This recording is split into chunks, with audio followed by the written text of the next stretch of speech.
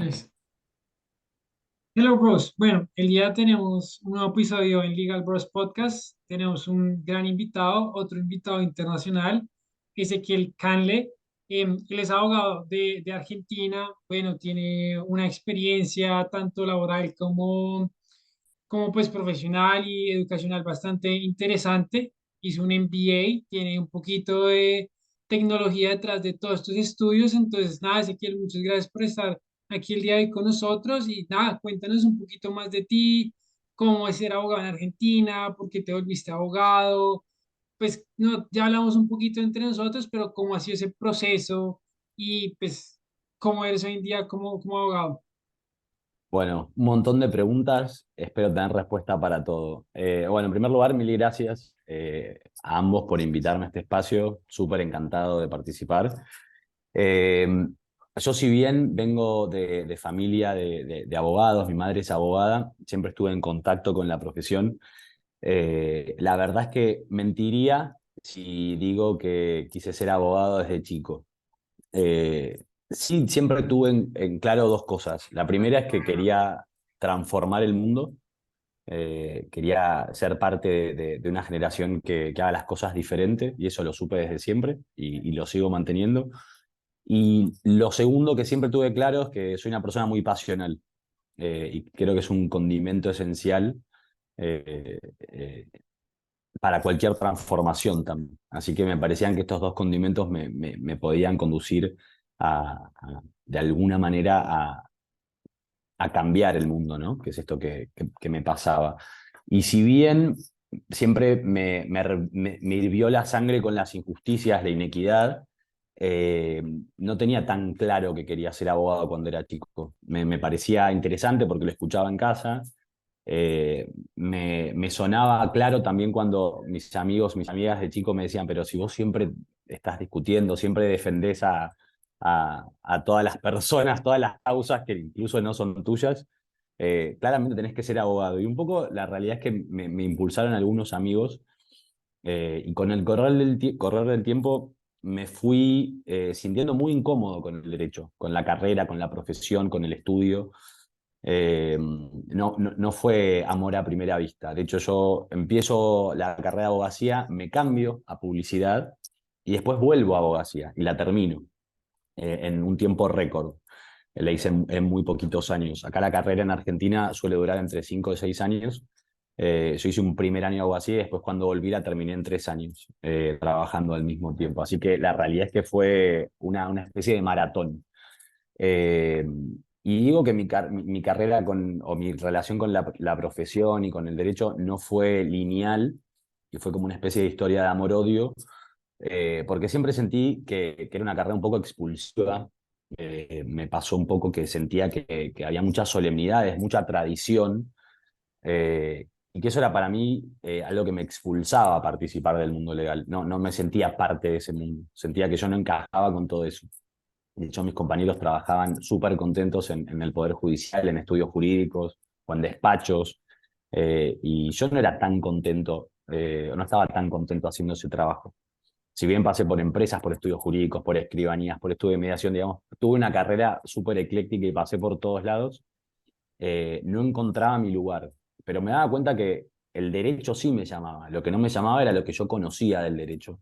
Y ese descubrir qué tenía que hacer yo en este mundo me llevó muchos años. Si bien soy joven, tengo casi 37 años. Los últimos años me empecé a encontrar mucho más con temas que me parecían interesantes, como la tecnología y el derecho, la propiedad intelectual, todo el mundo del derecho de autor.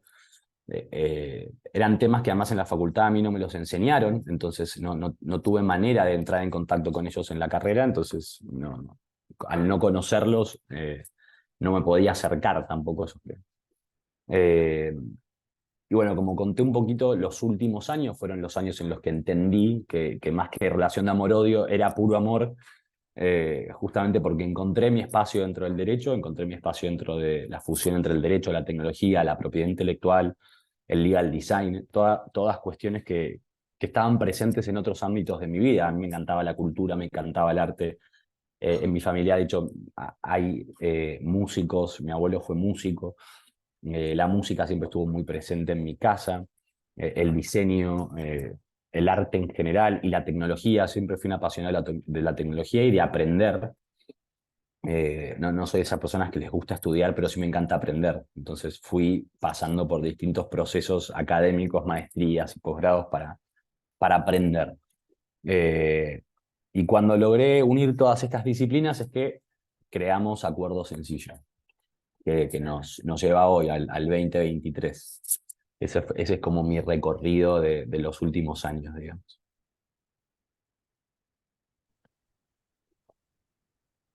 Bueno, a mí me interesa saber una etapa, profundizar. Cuando comenzaste Derecho, después te fuiste a Publicidad y otra vez volviste a Derecho. ¿Por qué dejaste Derecho esa primera vez? ¿Qué descubriste en Publicidad? ¿Y por qué otra vez tomaste la decisión de volver a Derecho? ¿Cómo fue esa transición y el porqué de la toma de decisiones que tuviste? Es una excelente pregunta, Daniel. Voy a tratar de resumir la historia. La realidad es que ese primer año de abogacía fue súper intenso.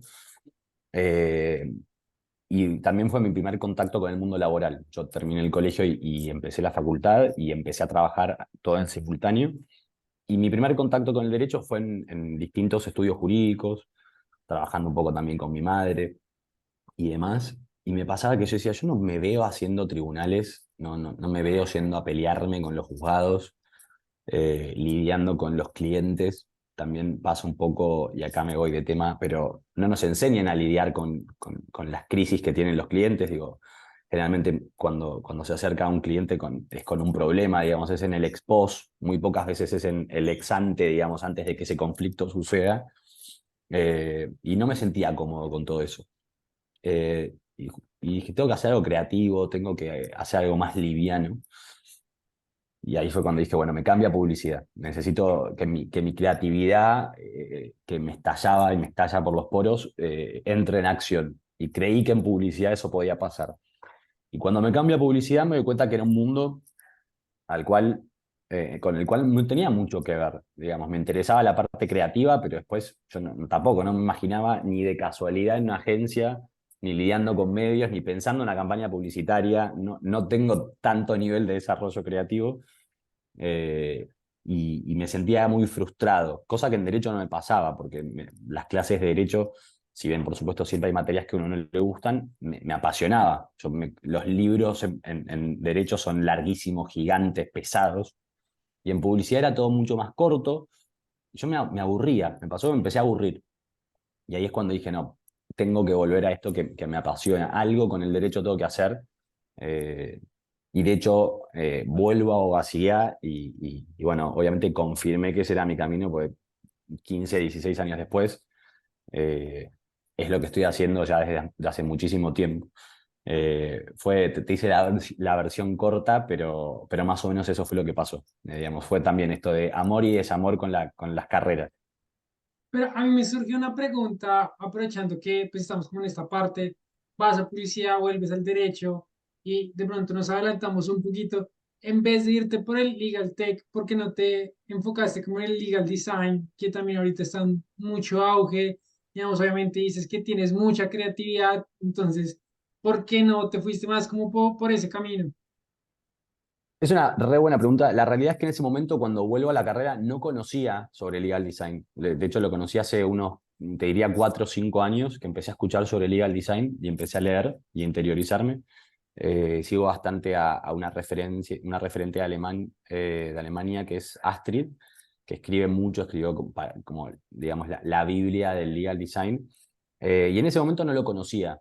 De hecho, cuando vuelvo a la carrera, la realidad es que empiezo a saltar de orientación en orientación. Empiezo a decir, bueno, quiero ser escribano, bueno, quiero dedicarme al derecho comercial. Bueno, o sea, no entendía bien por dónde tenía que ir. Sabía que era el derecho, pero no sabía cuál era la rama que más se aplicaba a mí. De hecho, lo único que tenía claro es que no quería hacer derecho penal. Era lo único que sabía. Nunca me interesó el derecho penal.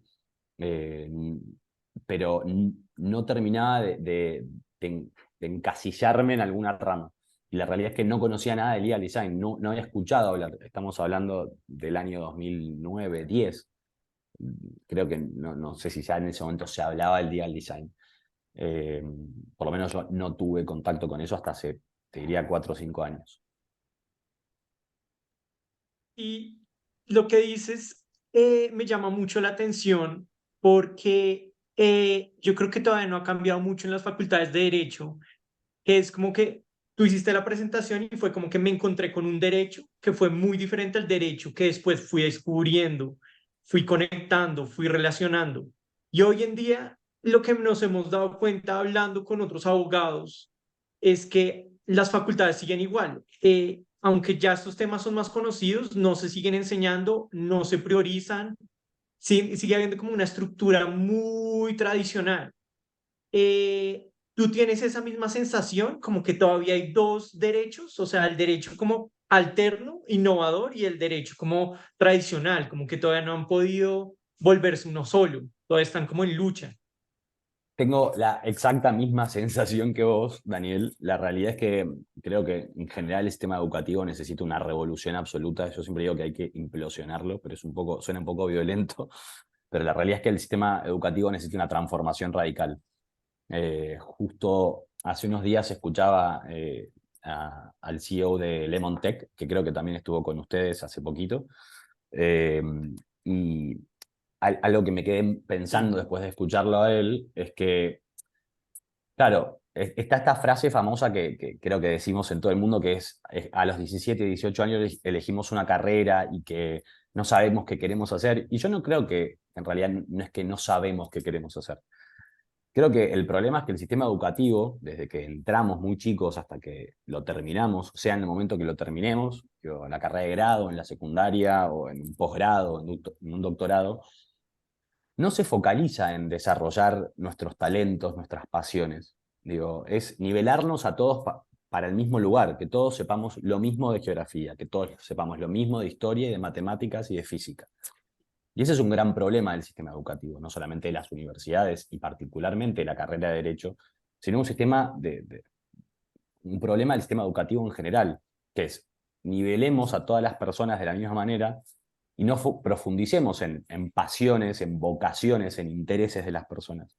Entonces, no tiene tanto que ver, yo creo, con la edad a la que elegimos la carrera, sino con cómo el sistema educativo nos lleva a tomar esa decisión. Y definitivamente, imagino que esto se replica en el resto del mundo por todo lo que conversamos siempre entre colegas y un poco, ya lo conversé esto con Mateo en alguna ocasión.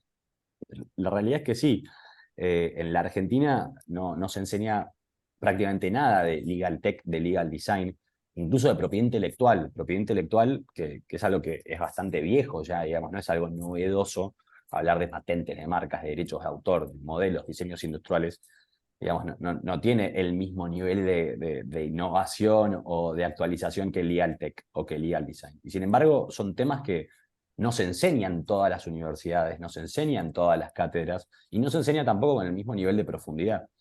De hecho, yo recuerdo que de derecho de autor, de marcas, de patentes, no vi nada en la carrera. Y son carreras largas. Uno dice, bueno, ¿cómo en 5 años ni siquiera? No me lo enseñaron, no me lo mostraron, no me dijeron que existía. Me dijeron, esto existe, pero nunca lo vi. Y sí, creo que tiene que haber un cambio enorme en cómo se enseña el derecho, ni hablar en incorporar tecnología, eh, en habilidades blandas, un poco lo que hablamos al principio. Digo, no nos enseñan no solamente a manejar una estructura de un estudio jurídico propio o la parte contable de un estudio jurídico, digamos, cómo cobrarle al cliente, cómo gestionar ese vínculo, pero tampoco nos enseñan habilidades blandas. Y es importantísimo. Los abogados, las abogadas, los profesionales del derecho, lidiamos en general con personas que están atravesando un problema o que tienen miedo a atravesar un problema. Digo, y no nos enseñan sobre cómo acompañar a esa persona a atravesar un problema. Digo, nosotros recibimos llamados, mensajes, mails a cualquier hora con clientes enojados, frustrados, con otra parte. Y ese aprendizaje lo vamos construyendo solos. Entonces, creo que falta mucho habilidades blandas en la carrera, falta mucho sobre la parte financiera, como dije recién, de cómo llevar una estructura, un estudio jurídico. Y por supuesto falta mucho ni hablar de tecnología y legal design. Creo que estamos años luz todavía que eso suceda, lamentablemente, pero 100% tenemos que empujar quienes estamos en el mundo legal o en el mundo legal tech, tenemos la responsabilidad de empujar que ese cambio suceda lo más pronto posible. Bueno, ahorita que estás mencionando eso, pues hago una pequeña reflexión de que esta semana tuvimos otro invitado y él hablaba que era importante para innovar el derecho, sobre todo como en la práctica, de pronto en los juzgados y demás, como traer personas externas al derecho, ingenieros y demás. Pero ahorita, pues diciendo todo esto que dices, como esas habilidades blandas, de que la carrera se modernice un poco, yo siento que más allá que internamente una facultad de derecho es con otras facultades, digamos, de publicidad, de ingeniería, tener esas materias que, digamos, en Colombia se llaman como electivas o complementarias, como esas materias que tú dices, no sé, una materia de ingeniería para abogados para diseñar Legal Tech, una materia de publicidad para abogados para entender y mejorar el tema del legal design. Siento que eso es un tema muy importante, no solo para los abogados, sino también para el resto de las carreras. Digamos, nosotros que hemos empezado pues a asesorar emprendimientos, emprendedores, muchas veces creen que el derecho puede ser más complejo y obviamente si tienen como un razonamiento un poco más básico en la universidad, pues también va a ayudarles como a crecer más fácil dentro de su emprendimiento. Entonces sería también como importante lo que dices, como bueno, es necesario cambiar internamente como ese derecho tradicional, pero también las otras facultades combinarse y generar todo esto que tú estás diciendo, como mejorar, innovar todo el tema del derecho. Totalmente, sí, coincido, Mateo. Creo que hay algo de lo interdisciplinario que en el derecho no se da, pero debería darse, digo, por supuesto en muchas carreras, pero la que más conozco, por supuesto, es la de abogacía.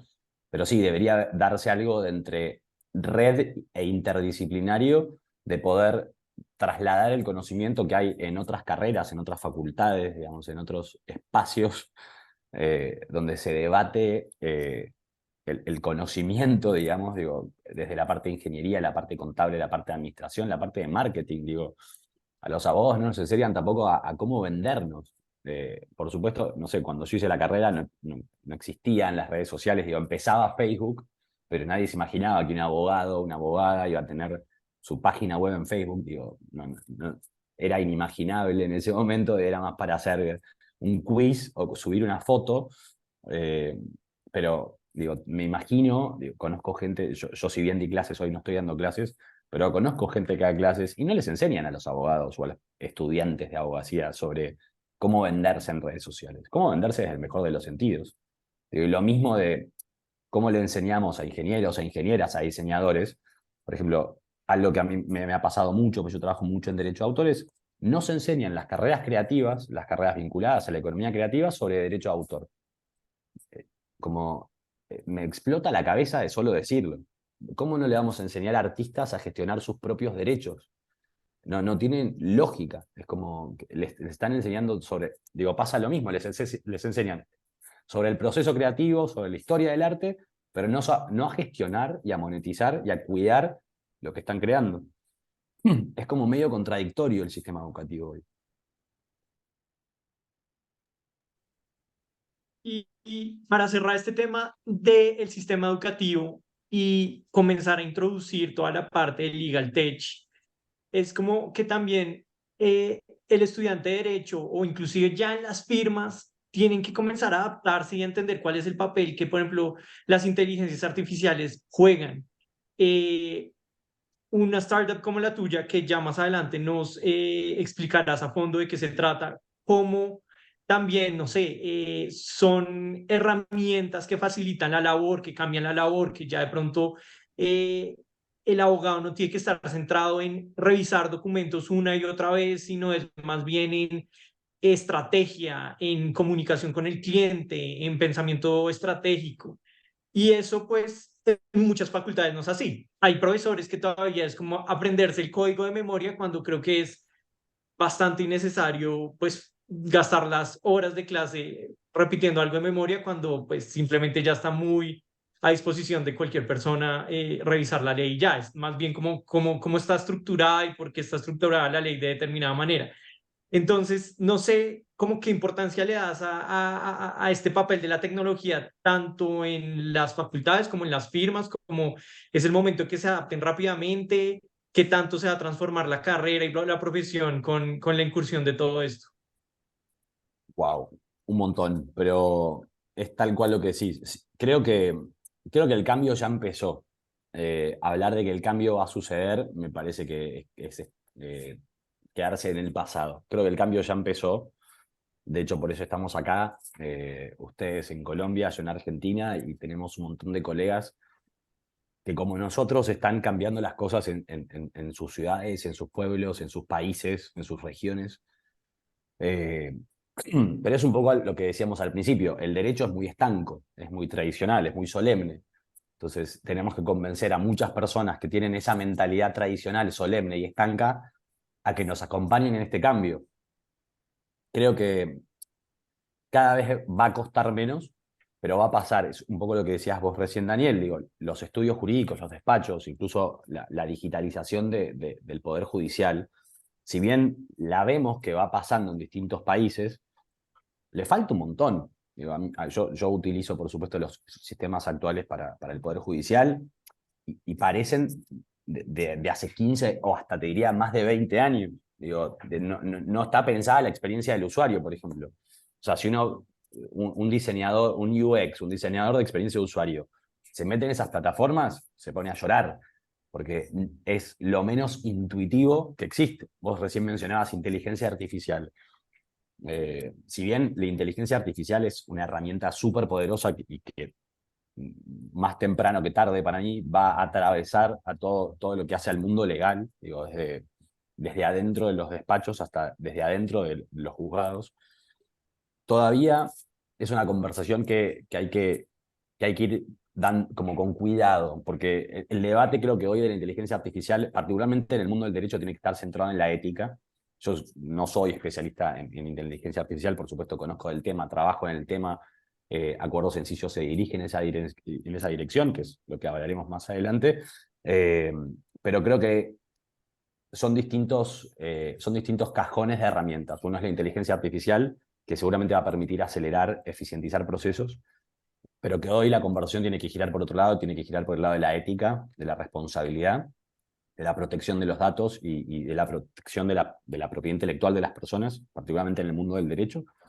Pero creo que hay otro tipo de herramientas que son las tecnológicas que no sean la inteligencia artificial, incluso la tecnología blockchain, por ejemplo, que ya hoy pueden darnos soluciones súper innovadoras, súper eficientes e incluso que nos permitan optimizar el tiempo de los profesionales, de las personas intervinientes en procesos legales,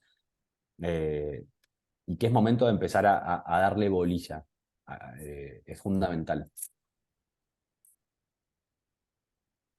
Sí, no, digamos, ahorita que hablas eso, hace poco, bueno, hace poco no, esta semana, por lo menos aquí en Colombia, acaban de radicar un proyecto de ley como para regular la utilización de inteligencia artificial. Tengo, pues, mi perspectiva, siento que hay elementos que no tienen nada que ver, que hablan como de la naturaleza y demás. Siento que va un poco más allá del objetivo, pero sí, yo creo que es necesario, sobre todo las facultades de derecho y en el día a día, empezar a aplicarlas y mirar cómo el ser humano puede seguir siendo competente utilizando estas nuevas herramientas. Total, totalmente. Sí, creo que hace mucho que se escucha la frase de todos tenemos que saber programar, todos los abogados tienen que saber programar, los diseñadores tienen que saber programar, los ingenieros, los arquitectos tienen que saber programar, el que pinta tiene que saber programar. Y la realidad es que yo no comparto esa mirada. Digo, creo que tenemos que aprender a convivir con la tecnología, que igual digo, ya está entre nosotros, no es algo nuevo, pero particularmente con inteligencia artificial y con todo lo que tenga que ver con servicios de software en disciplinas más tradicionales. Más que aprender a programar, es aprender a incorporarlas, utilizarlas como efectivamente lo que son, una herramienta.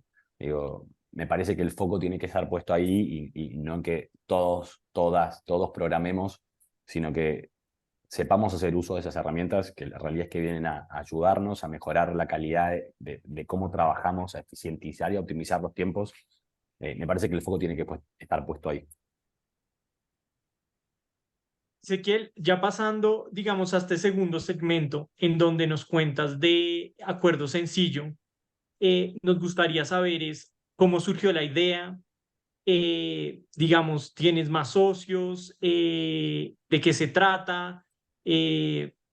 todo lo que nos quieras contar, de cómo vino la idea también. Bien. La génesis de Acuerdo Sencillo está también muy relacionada con esta relación que les contaba hace un rato de amor-odio con el derecho, cuando confirmé que efectivamente era exclusivamente amor y que faltaba poner en práctica toda esa pasión y esas ganas de transformar el mundo. Me pasó que al mismo tiempo que noté por dónde tenía que ir mi profesión, me encontré con una problemática que tienen hoy más de 16 millones de pymes en el mercado hispanohablante, pero que a la vez también tienen más de 16 millones de freelancers en este mismo mercado, y hay 1,2 millones de abogados en todo lo que hace al mercado hispanohablante, digamos, en toda América Latina, habla hispana y en España. O sea, son muchísimas personas y muchísimas organizaciones. Y nosotros lo planteamos de esta manera, decimos que es una moneda de dos caras. Por una vez, en una cara están los freelancers y las pymes del mercado hispanohablante, que hoy en día tardan en obtener un documento legal un promedio de 20 días hábiles.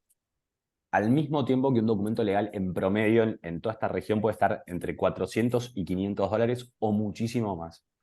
Entonces, ese es un problemón. O sea, con las crisis constantes que hay económicas, sociales, culturales y políticas en el mundo, pero particularmente en la región hispanohablante, tardar 20 días para una pyme en obtener un documento legal es prácticamente matar la pyme, digo, o tener un problema. Y por eso hay tantos problemas constantemente legales, porque las pymes no llegan a obtener ese documento, se cae la operación, se cae ese negocio que están cerrando.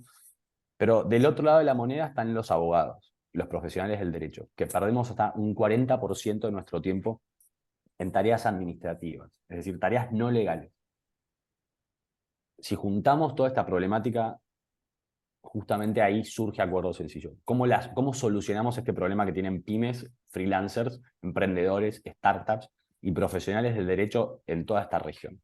Entonces dijimos, bueno, tenemos que crear una solución que sea integral, porque este es un problema que eh, eh, le sucede a distintos tipos de organizaciones con distintas necesidades, con distintos conocimientos del derecho, que ahí nos podemos meter y no me quiero desviar, pero también hay barreras de conocimiento y de acceso y de desconfianza en los servicios legales, pero tenemos que resolver este problema de una manera integral, eficiente, con legal design, es decir, centrándonos y empatizando en el usuario, cuál es el problema efectivamente que tienen, ¿no? Cuál es el problema que a nosotros nos gustaría resolver, y por supuesto con tecnología, digo, eso no está bajo ningún punto de vista en discusión.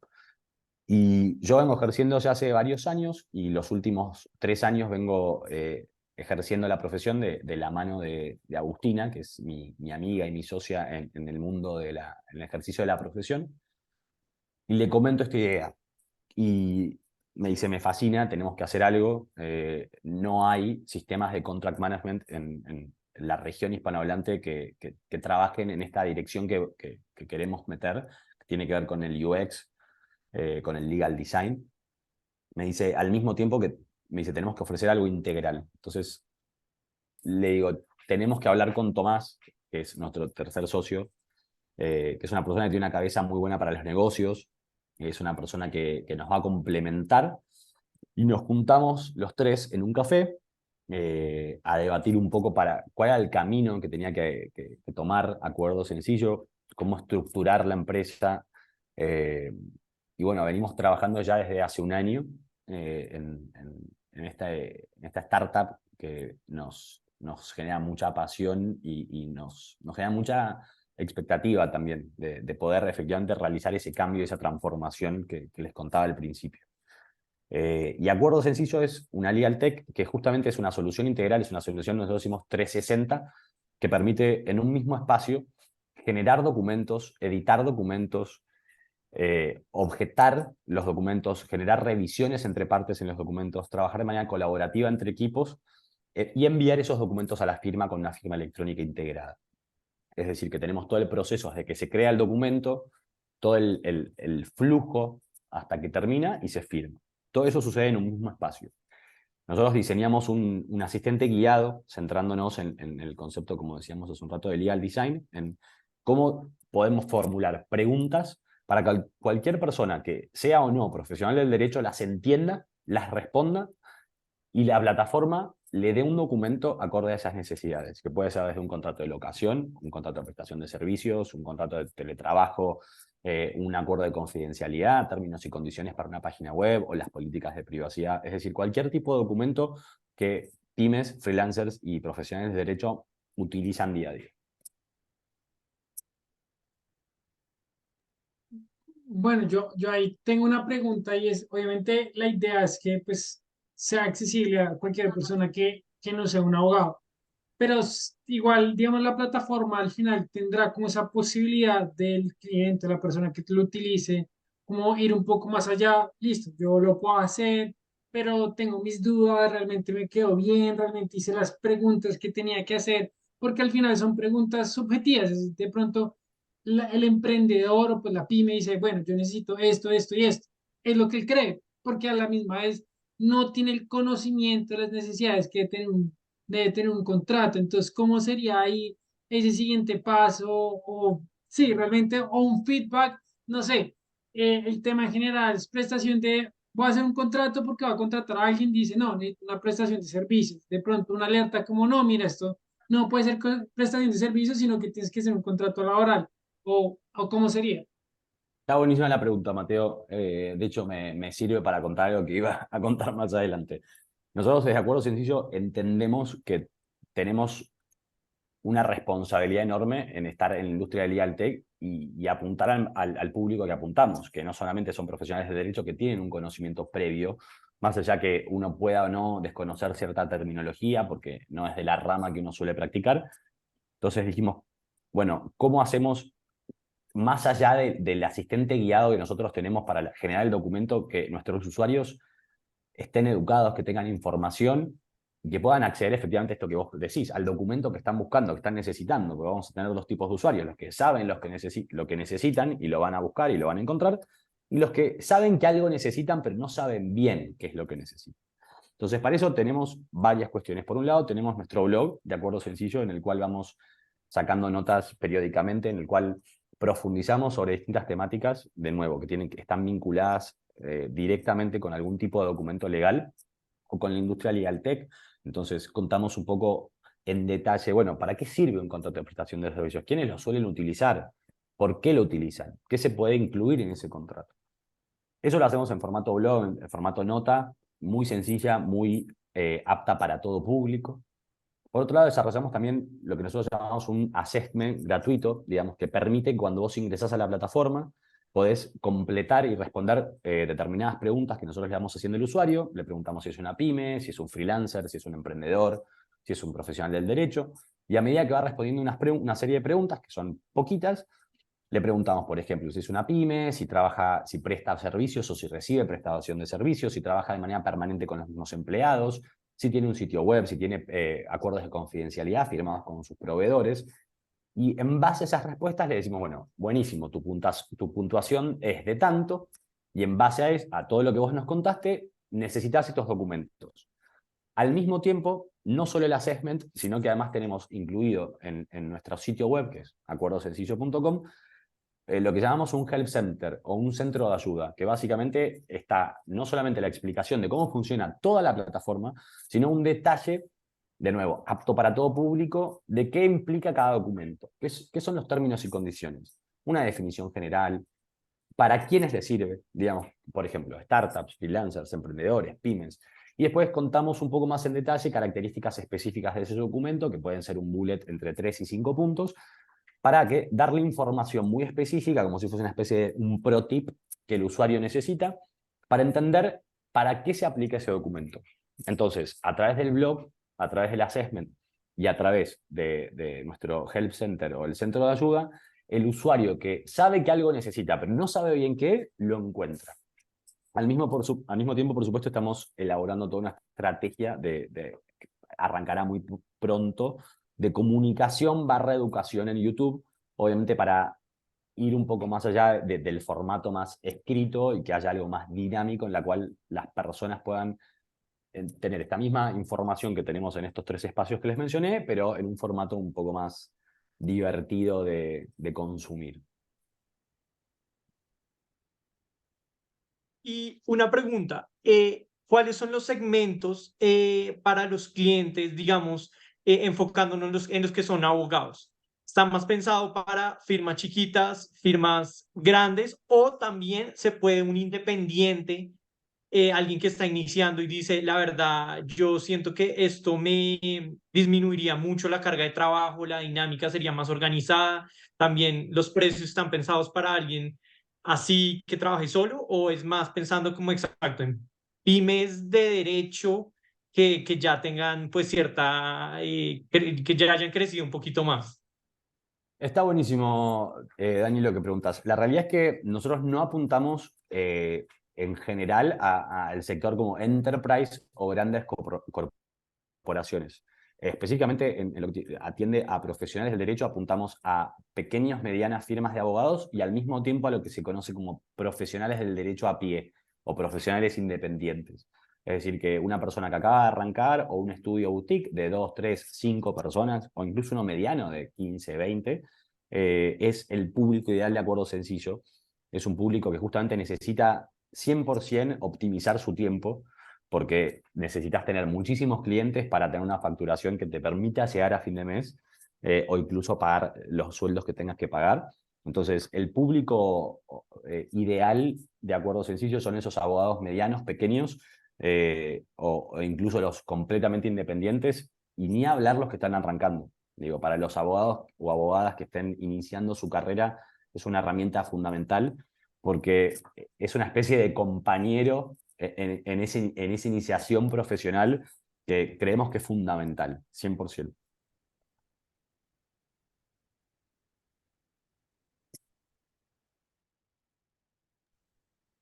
No, no, pues muy interesante, pero entonces, digamos, también quieren que, digamos, o sea, pymes o, bueno, personas que no sean abogados también lo pueden utilizar o simplemente se van a enfocar como en este nicho. No, nos enfocamos en pymes de cualquier sector, de cualquier industria, desde el más tradicional hasta pymes del sector tecnológico o pymes del sector de las industrias creativas, agencias de marketing, de comunicación, consultorías en comunicación y demás. Nos enfocamos en todo tipo de freelancers. Generalmente los freelancers están más vinculados por ahí al mundo tecnológico o creativo, pero cualquier tipo de freelancer. Y nos enfocamos también a profesionales del derecho, es decir, que cualquiera de estas tres ramas o públicos posibles de Acuerdo Sencillo van a encontrar una solución integral. La diferencia, por supuesto, es que para quienes vengan con un conocimiento previo, que seguramente sean estas pequeñas, medianas firmas o el abogado o abogada independiente, va a encontrar, le va a resultar muchísimo más fácil que a cualquiera persona que no tenga conocimiento. Por supuesto que, insisto, nosotros estamos pensando todo desde el legal design y pero a la vez desde el diseño de la experiencia del usuario, con este assessment, con el centro de ayuda y con el blog, para que las condiciones se equiparen. La realidad es que hoy en día hay un montón de plataformas súper, súper, súper buenas en el mundo del legal tech, pero que están apuntadas por abogados. Entonces, en esas plataformas se requiere sí o sí tener un conocimiento específico de un vocabulario, de la normativa, de cómo estructurar un documento y demás. Eso en Acuerdo Sencillo no sucede. Cualquier persona que sea o no, digamos, derecho savvy, va a poder usar la plataforma en iguales condiciones que una persona que tiene conocimiento previo. Eso para nosotros fue fundamental desde el principio, digamos, que no sea algo excluyente saber o no de derecho, justamente porque el problema que queremos resolver es un problema no solamente de barreras de costos y de tiempo, sino también de conocimiento. La realidad es que hoy incluso más del 90% de las pymes del mercado hispanohablante tienen entre 30 y 40 empleados o incluso muchísimos menos y no tienen un equipo interno de legales. Entonces, recurrir a un abogado o una abogada, digamos, un profesional del derecho, les implica mucho tiempo, mucho dinero y quizás hoy no lo pueden afrontar. Y quizás es recomendable ir a buscar un profesional del derecho cuando tengan un problema, digamos, que requiera sí o sí de un abogado, pero hoy la tecnología lo que está haciendo es justamente allanar el camino para que abogados, abogadas y profesionales de derecho podamos optimizar nuestro tiempo y eficientizar nuestro trabajo al mismo tiempo que ofrecemos y que queremos ofrecer esta solución para quienes no sean de este mundo legal. Bueno, hiciste un comentario importante que es el tema de las normas, de las leyes, y esto lo hablamos, pues la primera vez que hablamos antes del podcast es, quieren ampliarse a otros países. ¿Cómo hacer esa ampliación, porque obviamente, pues en Latinoamérica, digamos de pronto en Chile, en Colombia, que comparten pues el Código Civil, que es muy similar, diferentes normas comerciales, pero al final y al cabo no son del 100%. ¿Cómo hacer esa transición? ¿Cómo hacer como la plataforma? Porque obviamente pues los conocimientos son muy diferentes, las necesidades, tanto económicas, bueno, de todo. ¿Cómo hacer ese funcionamiento? 100%. Incluso hay algo súper interesante ahí, Mateo, que mencionás, que incluso hasta la visualización de la plataforma, porque no solamente los conocimientos jurídicos son diferentes, sino también la manera en que nos expresamos, digo, terminología incluso de la vida cotidiana, que no significa lo mismo en Argentina que en Chile, que en Uruguay, que en Colombia o que en México, digo. Eh, no voy a decir ninguna palabra para no hacer algo jocoso, pero pasa con palabras de la vida cotidiana. En cuanto a la plataforma en sí, acuerdo sencillo, nosotros estamos en Argentina y tenemos un plan de expansión súper ambicioso, como te conté la primera vez que conversamos. Seguramente estemos desembarcando en Chile, Uruguay, Colombia, México, España muy prontito y en el resto de los países seguido a eso. Y tenemos partners locales, digamos, como del estilo de Legal Bros, digamos, en cada uno de estos países, que son nuestros aliados para adaptar cada uno de esos documentos que tenemos hoy en Acuerdo Sencillo de Argentina a la normativa local. Que por supuesto hay un trabajo que va mucho más allá de adaptar ese documento a la normativa particular, digo, más allá de las normas específicas del contrato de locación en Colombia. Digo, hay que hacer un seguimiento, que las leyes se van actualizando constantemente en distintas temáticas y hay que hacer un seguimiento de ese trabajo y para eso contamos con partners en cada uno de estos países que hacen ese trabajo junto con nosotros. Sí, yo creo que ese fue un ejemplo claro, digamos, el contrato de locación, que supondría que es como un contrato de arriendo acá en Colombia. Exactamente, Entonces ya sí, exactamente. claro, esa expresión es muy importante porque, claro, no le va a decir contrato de locación y a que ser, o sea, uno lo entiende, pero al final y al cabo la persona que no tenga el conocimiento, que no vive como el derecho, va a decir, no tengo ni idea de lo que me están hablando y eso pues es bastante importante. Es fundamental, sí, no solamente como le decíamos recién, no solamente es la ley la que hay que adaptar, sino también el vocabulario que se utiliza para que se adapte al contexto local. Si no, ahí vamos a fallar. Ezequiel, yo tengo una pregunta sobre el producto en sí mismo, porque Sí. un producto, o sea, una aplicación que sea de derecho no es tan común. ¿Tú cómo la pensaste? Digamos, una vez surgió la necesidad, ustedes pudieron materializarla de una vez en la página y en la aplicación. ¿Cómo fue el relacionamiento con el programador? ¿Tuvieron limitantes de ese tipo? De pronto uno se imagina algo súper complejo y no puede llevar a cabo eso, sino que tiene que cambiar la versión. Uf, revolviste algo muy emocional en mí, Daniel. Nosotros empezamos trabajando con una software factory, con la cual estamos trabajando actualmente, y en el medio del camino sumamos también a un fractional CTO para que se sumara con el conocimiento específico a nivel tecnológico. Naturalmente, Agustina y yo somos los abogados del equipo, Tomás es el economista y bueno, nos faltaba la pata tecnológica.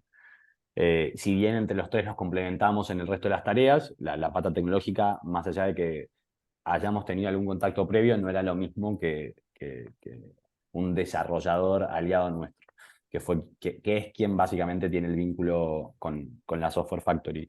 Y la realidad es que lo que nos pasó fue que quisimos armar un producto lo suficientemente robusto. Nosotros hoy tenemos el MVP en la calle, digamos, pero quisimos armar un producto lo suficientemente robusto como para estar a la altura y por encima de nuestra competencia, pero a la vez satisfacer la necesidad de los usuarios, que como decía hace un rato, es a quienes ubicamos en primer lugar. No era el deseo de hacer una legal tech porque nos divertía, sino porque justamente teníamos ganas y la necesidad y el impulso y la pasión de solucionar un problema que afecta a millones de personas y organizaciones.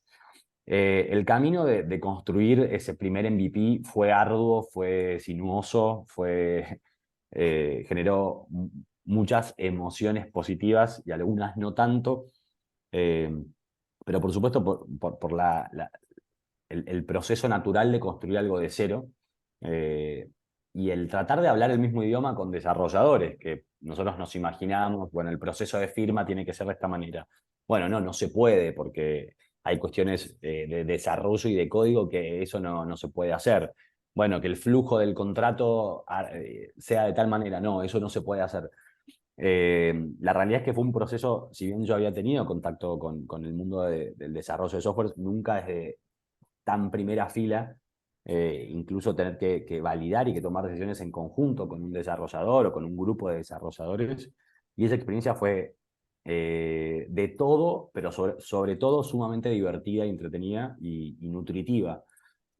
A mí, como dije, me encanta, no me gusta estudiar, pero me encanta aprender, me encanta aprender, y fui aprendiendo muchísimo. Por supuesto no de programación, pero sí de cómo construir un MVP de la manera más responsable y prolija posible.